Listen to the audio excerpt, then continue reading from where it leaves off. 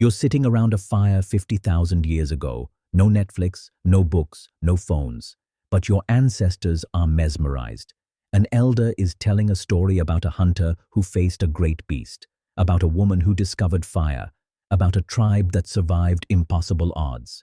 And here's the terrifying part. Nobody is forcing them to listen, yet they sit for hours, forgetting hunger, forgetting fear, completely absorbed. Why? Because stories aren't entertainment, they're survival weapons. And what you're about to learn will explain why humans are addicted to narratives, even when they ruin our lives. The mystery of stories. Here's a question that neuroscientists have been obsessing over. Why do fictional stories activate our brains more than factual information? Think about this. I could tell you, tigers have 30 teeth, weigh 300 pounds, and hunt at night. You'd nod. You'd forget in 5 minutes. But if I tell you, a tiger stalked a hunter for 3 days, it waited outside his cave. On the third night, when he finally stepped out to gather water, it pounced. Your entire nervous system activates, your heart rate increases, your pupils dilate, your brain releases cortisol, stress hormone, and oxytocin, bonding hormone. You're not just listening, you're experiencing. Scientists call this narrative transportation. Your brain literally transports you into the story, and this isn't random. This is engineered. Your brain evolved to do this. Why? Because for 99% of human existence, stories were the only way to transfer survival knowledge. Before writing, stories were memory. Let's go back to a time before writing existed, 300,000 years ago. No books, no written language for another 250,000 years. How did humans pass knowledge? Stories. A father would tell his son, "I once ate these berries. They were sweet, but my stomach burned. I nearly died. Never eat them again." That's a story. It's a survival algorithm wrapped in narrative. A hunter would tell the tribe, "I tracked a deer for 2 days. Here's what I learned. Always approach from downwind. Move slowly at dawn. Be patient." That's a 50,000-year-old TED Talk. But here's where it gets dark. Humans realized something powerful. Stories could change reality.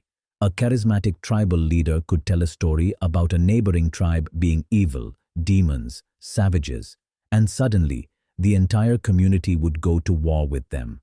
The story wasn't true, but it became true because people believed it. That's when stories became weapons. A priest could tell a story about a god punishing the disobedient, and suddenly people would obey without questioning. A king could tell stories about his divine right to rule. And entire empires were built on fiction.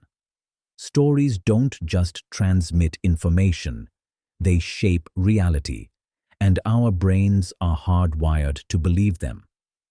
Stories as survival tools. Here's something anthropologists have discovered. Stories literally kept humans alive. Imagine you're an early human. You've never seen a lion. Your father tells you a story. A man ignored the warning signs. He walked into tall grass at dusk. The grass moved. 2 golden eyes appeared. Then, teeth. Everything went dark. Your amygdala, fear center, activates. Your brain creates a simulation. You're not just learning facts about lions, you're experiencing a near-death encounter without dying. This is called simulation learning. Stories allowed humans to learn from mistakes without making them, understand danger without experiencing it, build social bonds without face-to-face contact, pass wisdom across generations without writing. But there's more. Stories also created social structures. A tribe's creation myth didn't just explain the world, it justified the social order. These people are noble because our God created them noble. These people are meant to serve because our God made them servants. Inequality wasn't cruelty, it was cosmically justified. And the beautiful or horrifying part, people believed it. Because when a story is told around a fire by trusted elders with emotional weight, your brain doesn't question it. Your brain accepts it. This is why anthropologists have found that indigenous societies with identical economic systems could have completely different values and behaviors based on their stories. The story shapes the society, not the reverse. And this pattern? It's still happening today. We just don't notice it because we're inside the stories. The psychology of storytelling. Let's talk about the neuroscience of why stories are so powerful. When you read a factual statement, like running burns calories, only the language processing part of your brain activates. But when you read a story, something different happens. A researcher named Uri Hasson did a famous study. He put people in MRI machines and had them listen to a story. Then he measured brain activity. The results were shocking.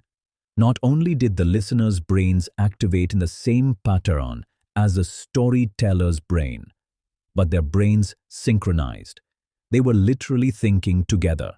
This is called brain-to-brain coupling. It's why a good storyteller can make 1,000 people feel the same emotion at the same time. But here's the dark part. This same mechanism is used for manipulation. When you're emotionally invested in a story, your critical thinking shuts down. A study by Melanie Green found that when people are transported into a narrative, they're less likely to counter-argue against its message, even if the message contradicts their beliefs. In other words, stories bypass your logic. Think about propaganda. The most effective propaganda isn't logical, it's narrative. Nazi propaganda didn't argue with facts, it told stories. Stories about national pride, stories about enemies, stories about destiny, and millions of people believed them. Why? Because emotions are louder than logic. A story about us versus them is more powerful than 1,000 statistics. And here's what's truly dark. We know this about ourselves, and we do it anyway. Every political party uses narrative over facts. Every religion uses parables over logic. Every corporation uses brand stories over product specifications.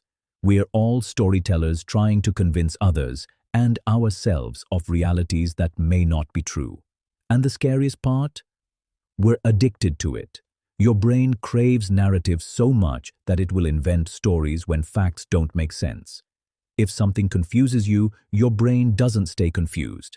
It creates a story to explain it, even if the story is wrong. Dark truth. Shared myths create reality. Here's the darkest truth about stories. Most of human civilization is built on stories that aren't true in any objective sense. Let me explain. Money, currency. Why do you work for paper and numbers in a bank account?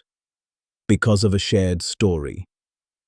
We collectively agreed that green paper has value. Nobody forced you to believe this.